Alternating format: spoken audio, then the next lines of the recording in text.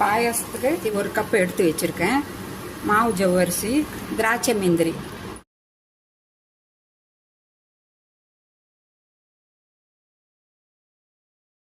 பாருங்க, லைட்டாக கொஞ்சம் கலர் சேஞ்ச் ஆகிடுச்சு. இப்போ திராட்சையை போட்டாச்சு. திராட்சையெல்லாம் பாருங்கள் நல்லா பந்து மாதிரி நல்லா உப்பி வந்துடுச்சு. இது எடுத்துடலாம். இப்போ இதில் இந்த நெய்யிலேயே இந்த ஜவ்வரிசியை போட்டு வறுத்துக்கலாம். பாருங்கள், நல்லா வறுபட்டுடுச்சு. இதில் தண்ணி ஊற்றி நல்லா இந்த ஜவ்வரிசியை வேக வச்சுக்கலாம். 2 கிளாஸ் அளவுக்கு தண்ணி ஊற்றிக்கிறேன். கண்ணாடி பதத்துக்கு வெந்து வரணும். கொஞ்சமாக ஏலக்காய் தூள்.